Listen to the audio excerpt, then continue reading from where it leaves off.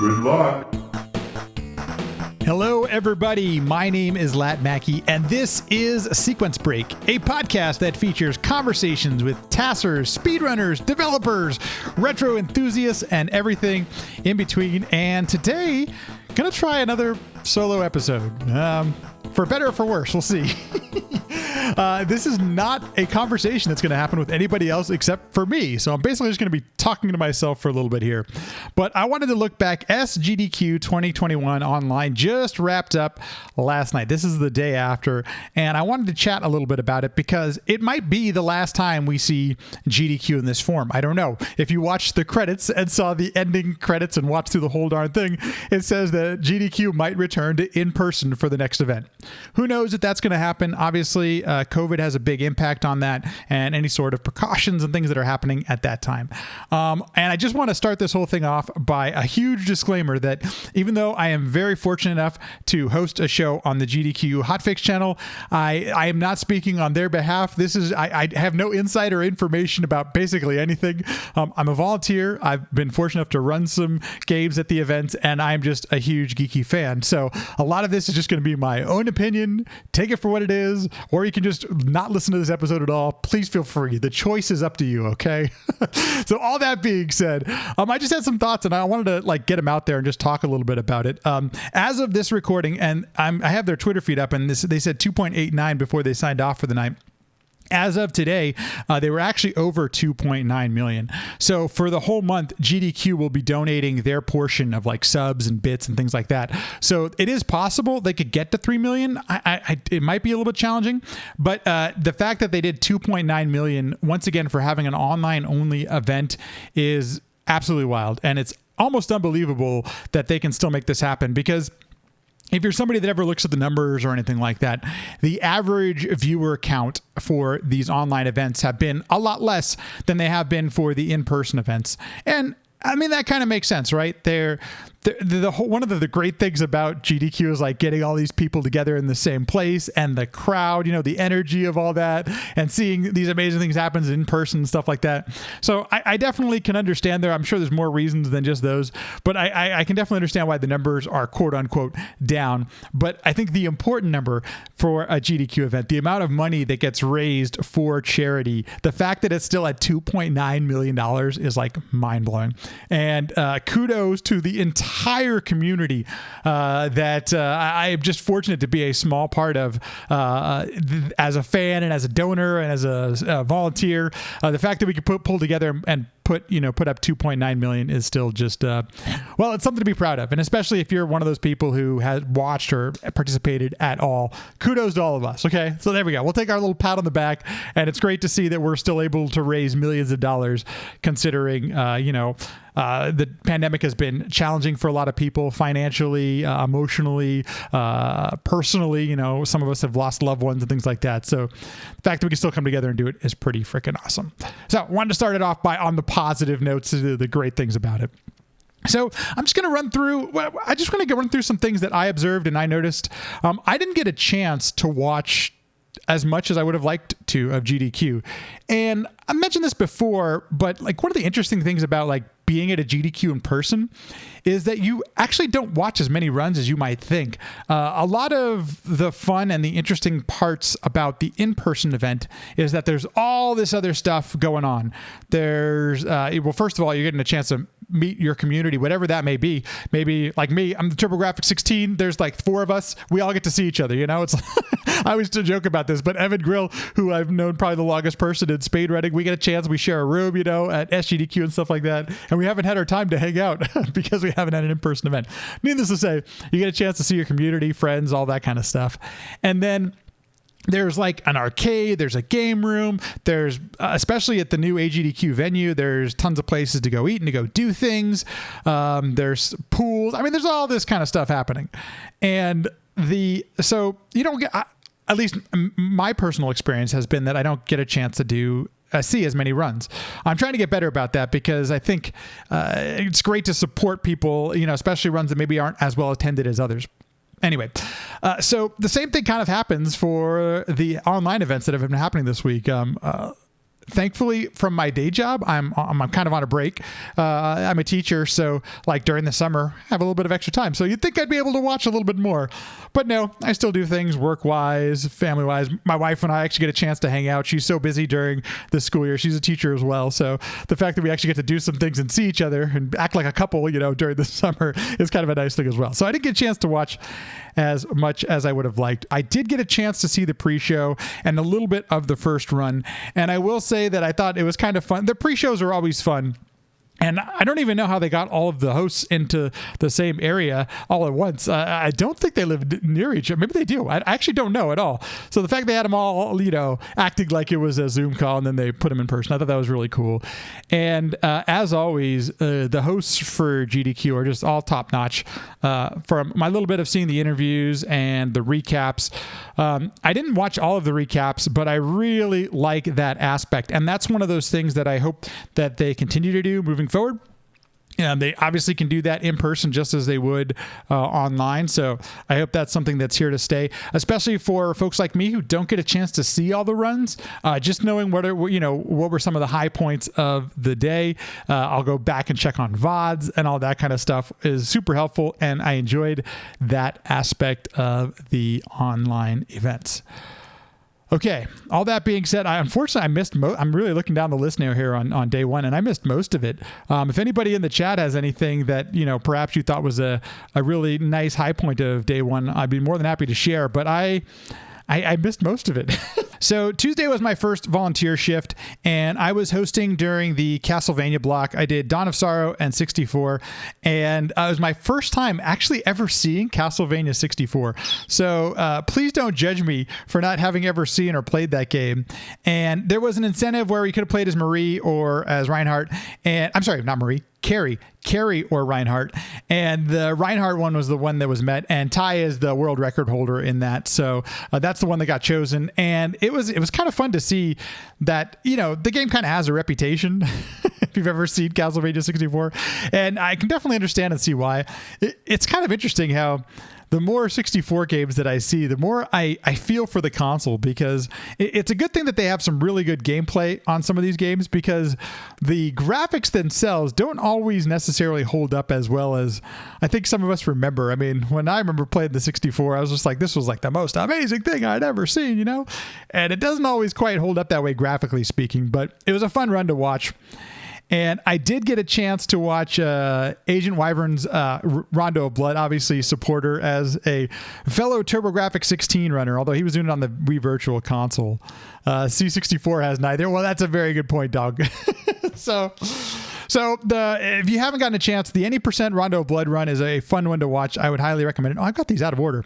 Let me talk first about Dead Space, the one you see on screen right now, and then I'll go back to some of the other stuff that I watched on Tuesday. Dead Space is a game I've only played through casually, and only once actually, but it's a game that I'm not really always into like the horror type stuff, but the game itself is so much fun to play and so well done that I was totally sucked into the gameplay, the atmosphere, the story, everything that goes on in this game. And so the spooks and the scares I would tolerate, because sometimes that can be a little nerve-wracking and stuff.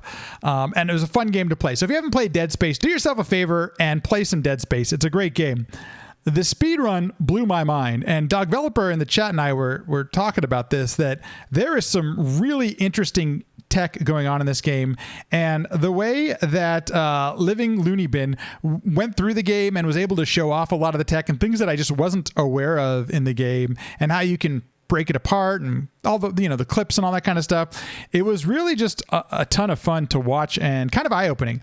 If you've had any experience with Dead Space, I think you'd be interested in watching this run. It's a little bit longer. It's about an hour and a half, but there's so much interesting stuff going through, and they did a really good job of describing what was happening. It's just a lot of fun to watch. And he's playing the PC version. I forgot to remember which one that is, because I played the PS3 version, and the fact that you can get it on PC and if you've got a really kicking machine, you can punch up the graphics and stuff. A lot of fun. There is something about TMR speedrunning any game that I will never get tired of. And I've watched him do this a few times now. I've watched him do it live, and I never get tired of watching Battletoads be speedrun, TMR speedrunning, and then the blindfolded aspect to this. And it felt just as exciting online as it does in person, because it's one of those things where you're watching, and first of all, I just can't really believe it because all of us who played this game know how really challenging it can be, especially this section here. A lot of us got past this section, unless you had a Game Genie and you figured out a way, to get past it. So, honorable mention, because this is still as exciting as ever and was really fun to watch. And I don't know. It had that old school feel to it. Like it just, it put me in the mood to watch some speedrun, do some speedrunning, just all of the feels, the nostalgia and everything that goes with it. Okay, so this may have been one of the most talked about speedruns that came out of the marathon, which is interesting to see sometimes what media sites pick up on and report about. So this one came up in my news stuff like Kotaku and Polygon. I think some other sites picked up on this GeoGuessr speedrun, and I was at first wondering, what the hell is GeoGuessr? How do you do that as a speedrun? And within about 5 minutes, I was totally blown away by this run. If you're gonna watch maybe just one VOD, maybe this is one of the ones. Man, I don't know. You can't just watch one. You gotta watch a bunch of them. But this was totally wild to see. First of all, and I have to use this clip here because Harvard, I'm probably mispronouncing his screen name, but he's in Europe. And so, especially if you have a heavy US audience, immediately I knew exactly where this was. It's on the 15, it's heading towards Riverside. Like, folks, we knew where this was, right? But this, as somebody who doesn't live in the States and maybe hasn't used our highway system and things like that, it was kind of interesting that, this was one of the ones that he struggled with. But the fact that how accurate and how quickly Harvard picked up on things, or maybe it's Harvard. I'm probably mispronouncing it, but this was just absolutely fascinating to watch. And I may actually end up watching this run again because it was just so many interesting things going on as far as using your knowledge and then just some logical process of elimination on how to play this game was absolutely fascinating.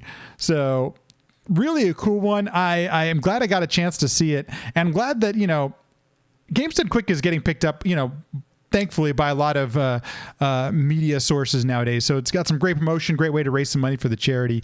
But really cool to see this thing. I'd never seen anything like this before, and never fails. GDQ every year, or every event, I should say, has something that I've never seen before. And this was one of many this week that I had never seen before, and it was really fun and really cool to watch. I just happened to be awake late Wednesday night, early Thursday morning, and I don't remember why I was in bed watching this, but Arabian Nights is almost a Metroid on GDQ by now. You know what, dog? You're not wrong.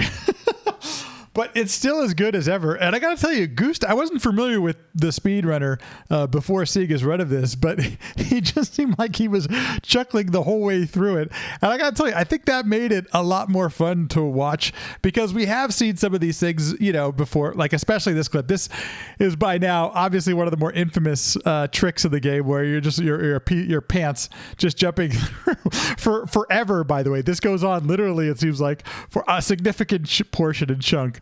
But it's such a fun game, and I'm glad that it does keep popping up at GDQ, because it's fun to watch. And is it just me, or does it always happen in the middle of the night too? When you're a little bit sleep deprived to begin with, so it's perfect. During GDQ, quite often you're sleep deprived, but you stay awake anyway because you want to see everything, do everything, go out, enjoy, have a good time. And when we're at home, you can just go to sleep.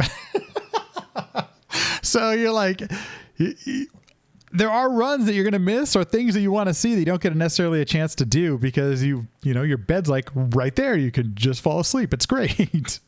So full disclosure here, I have never run a PC game, and I'm not as familiar with that scene as I would like to be.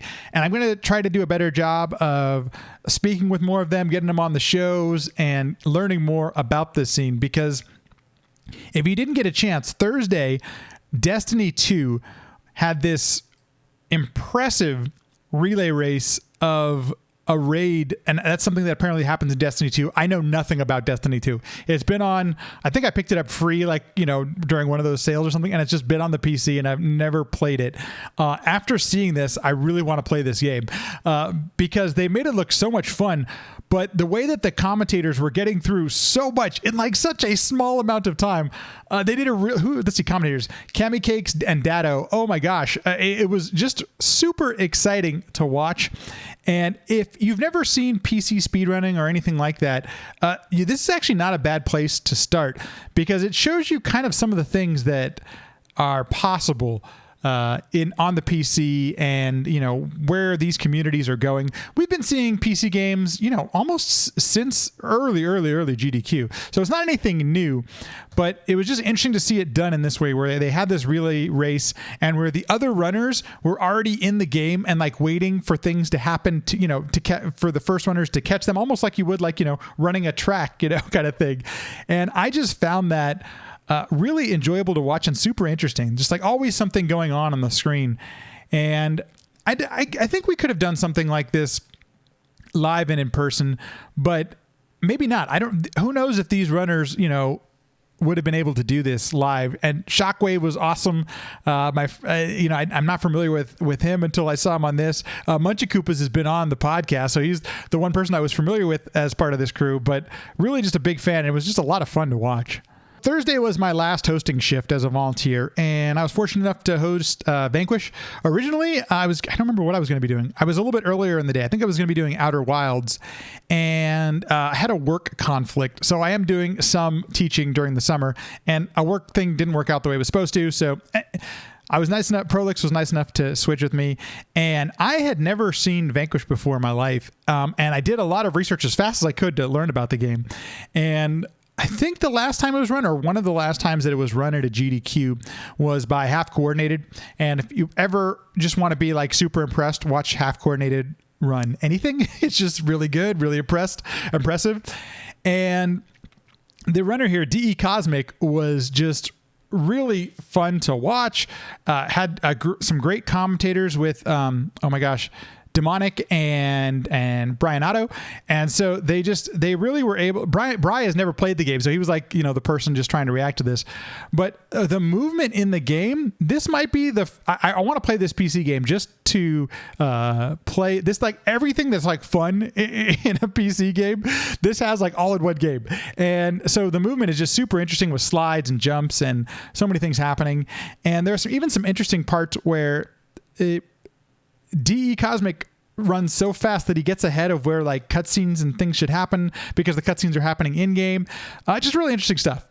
And it was really fun to watch and pleasantly surprised for something that I had never seen before. And yes, it helps that I, had to watch it because I was hosting for it. But on the flip side of that, I'm glad that I got to see this because it opened my eyes to something. And if you want to see just some really interesting PC stuff, take a look at Vanquish and then maybe you want to try it out afterwards. Pretty fun. By the time I got a chance to actually sit down and watch some GDQ on Friday, I wanted to see the Half-Life, but I missed it. But I did get a chance to pop in for Frozen Flygon's Celeste run that you're seeing on the screen right now. And she was running custom maps, and these are maps created for Celeste, kind of with the blessing of the developers. And she was mentioning during her run that the developers have actually opened up certain things and given folks in the community instructions on how they can do certain customized things to Celeste. For those of you that aren't aware, Celeste is one of the most popular speed games of all time. And for a game that only came out, when did this come out? 2020. That's when maybe the custom map came out. But the game itself has only been around for a few years. The fact that it skyrocketed so quickly to one of the most popular speedrun games of all time is just super impressive and says a lot about the game itself. Her run does not disappoint, and it was so cool getting to see things that you saw these custom palettes, these there's different enemies. There are things that are only happening in custom versions of this game. And so it's very cool. The maps that she was showing off, for the most part, anybody can try. She did mention that a little bit, you should have played through the main story of the game before you play them, just so you have some understanding about how the game mechanics work and things like that, because that does help. There's not a tutorial section going into this, but it was really well done. And Frozen Flygon, who I'm only recently familiar with, just really able to walk you through and make you understand and make it an easy run to watch. She did a great job. It's a ton of fun to watch, and I'm glad I got a chance to see it because it's really good. And if you haven't seen any of the custom Celeste stuff, just super impressive and pretty cool to see that there's this community around it that it has the blessings of the developers to make it happen. I've already said this. I'm going to say it again. If you only are able to watch like a few VODs or anything like that from GDQ, watch Dance Rush. Holy cow. This game blew my mind. And how do you say this the screen name? Is it Ijeken? I'm sure I'm just butchering his screen name to no end. But this was one of the coolest things I have seen on the GDQ stage. And I feel like this is one of those things that you're only able to do in the online setting. This game looks like a ton of fun and something that I would be awful at. But the energy that the runner brought and that the commentators brought, and then look at this whole crew. This couldn't have been a better way to wrap up this run too. I'm showing you towards the end here where there was this basically marathon of people just coming up and doing all this run together, and they're doing it in time and in beat. It's one of those things where, like, how would you have done this in an in-person GDQ? Like, I feel like this is just one of those things that could have only happened online. And, like, everyone's got a smile on their face and everything. Like, how do you not smile when you're watching something like this? If you ever get a chance to attend a GDQ in-person event, I'm not sure how long it's been there. It seems like for multiple events at this point. But the My Finale game is, well, first of all, you can almost always catch Keezer on there. But secondly, it is just a game you see so many people, like, new and experienced runners, like at the trying to play this game. There's something very addicting about it, and truthfully I've just been intimidated to actually give it a try, because first of all, as much as I love the arts and I'm fortunate enough to teach different music groups, I have the worst sense of rhythm known to man. In fact, you would be embarrassed to stand next to me on a dance floor if we were ever doing that thing. My wife, she is a dance teacher, has a degree in dance, and I'm pretty sure I embarrass her every time we actually do any sort of public displays of dancing. All that being said, this was bonkers. I don't even know how to describe it, but Starrod Kirby, hopefully I'm pronouncing his name right, made this look like so much fun and just blew my socks off watching this. It's so impressive. And yes, there was a Factorio run as well, Emily. How do you even say, like, you can hear and feel the rhythms to the music, and so the placements and where you're supposed to hit and touch all make sense. It's all rhythm based, there's very much a rhythm to it. But to actually see, I mean, look what is his hands doing? That's like, it's wild. Like, just to see his hands actually move that way is unreal, and he was not like missing anything. I mean, he hasn't missed any of these. All these ones you've seen on screen, he has not missed a thing. Ravelli, awesome as well. Like, they did just a great job. I also appreciated that they mentioned, what songs that they were homaging or that they were taken from, because it's a lot of classic video game music. And so the fact that you can go back and look up some of those beats and listen to them and things like that. Absolutely incredible. This was a little bit after the Dance Rush.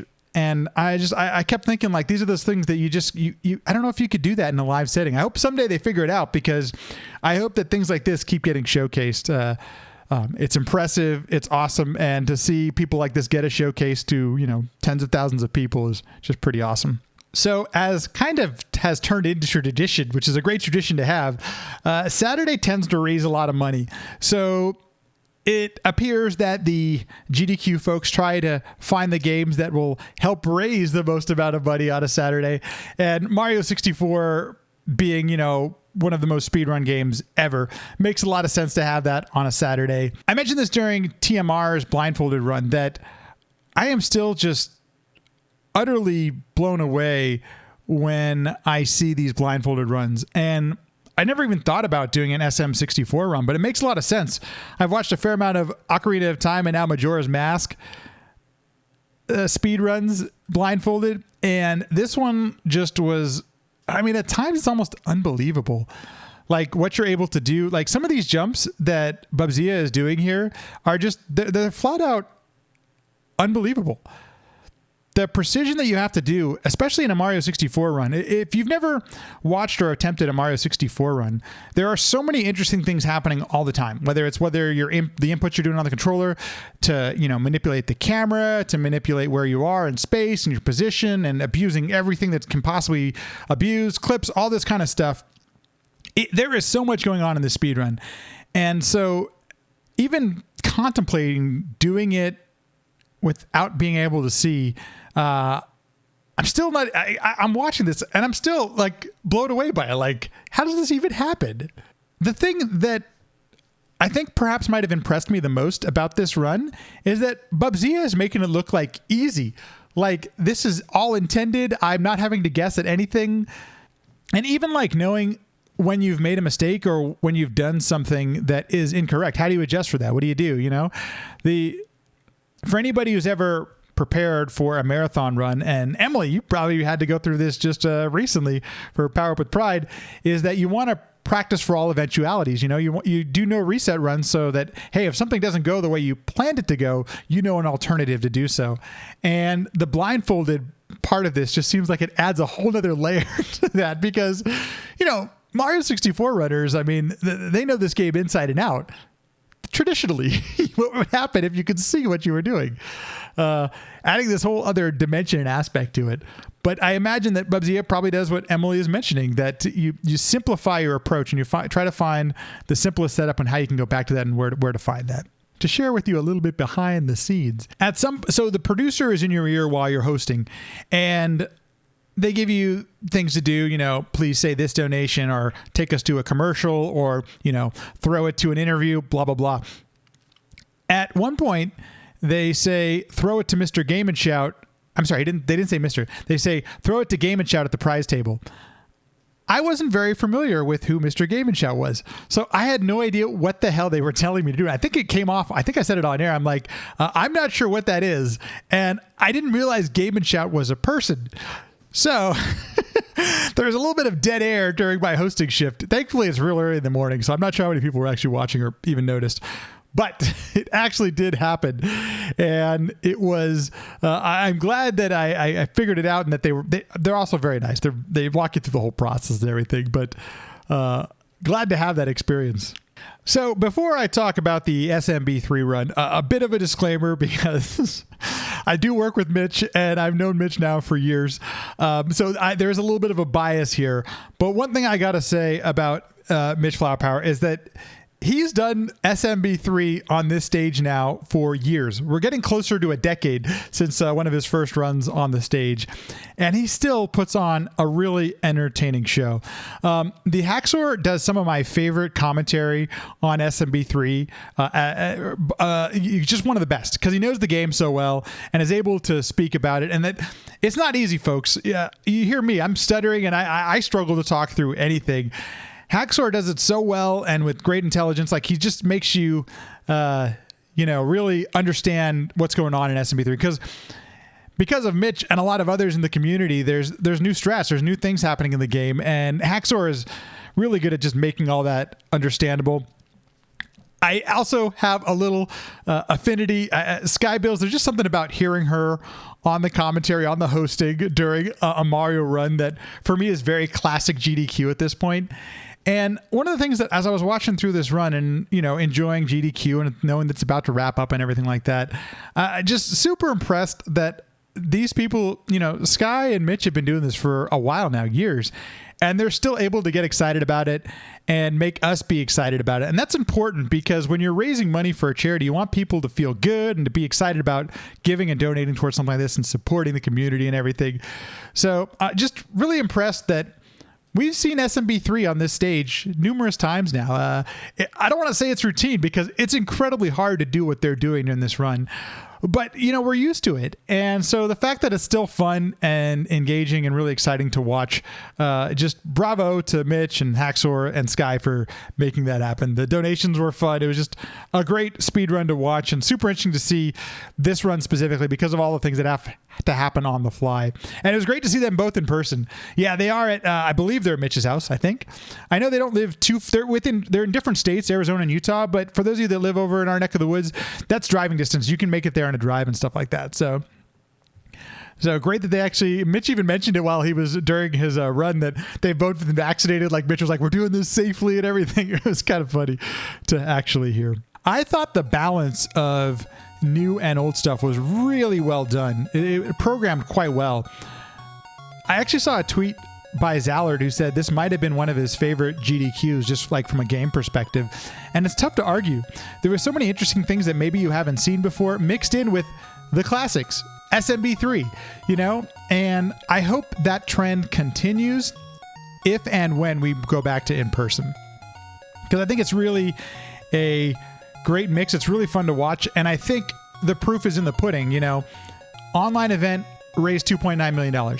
Like, I think people feel good about supporting a program like this, where we get that good mix of new and old.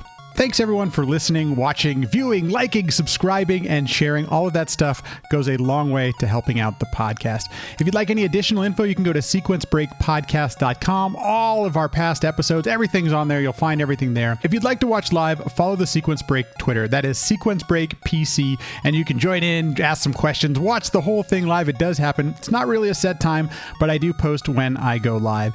Everything else, if you have any questions or anything like that, podcast at sequencebreakpodcast.com. Thanks for listening, and I'll see you in the next one.